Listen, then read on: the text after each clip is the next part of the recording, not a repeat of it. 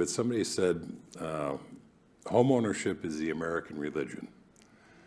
And you could go to Daily Plaza in downtown Chicago, and you could set up your little soapbox, and you could climb up on it and pick any major religious leader and begin to vilify that individual, Jesus Christ, Muhammad, Buddha, whoever, just vilify them in the most horrific terms possible, and people would just turn around and walk away. I mean, they'd ignore you. You get up on that same box and suggest that home ownership isn't the perfect thing for everybody to do, and they start gathering rocks.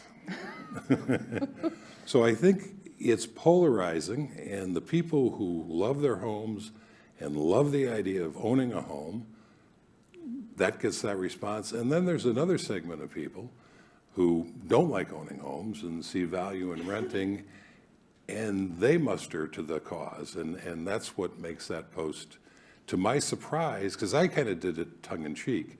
And I, by the way, I'm not anti-homeownership. I've owned homes most of my life. I am anti-believing the propaganda that it is always or even commonly a good financial decision. It can be a great lifestyle decision, and that's why I bought the houses I bought over the years. But I never once bought them thinking I was doing something that was financially astute. Because unless you happen to get lucky with a rising market, and that does happen, it's generally not the best thing you can do with your money if financial independence is your goal.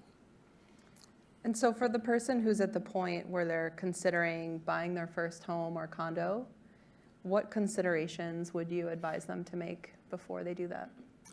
Well, I think the first thing along the lines with what I just said was to understand that you are not making an investment.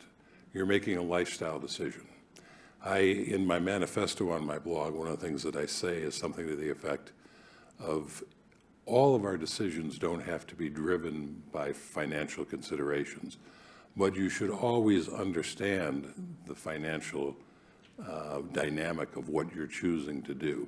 And I have a post about buy versus rent, run the numbers, which talks you through how to do that.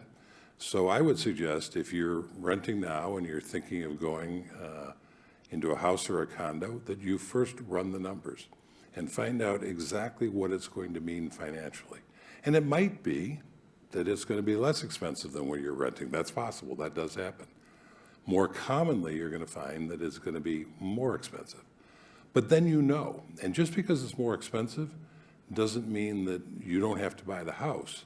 It just means that you understand what you're paying for the lifestyle decision that you're making.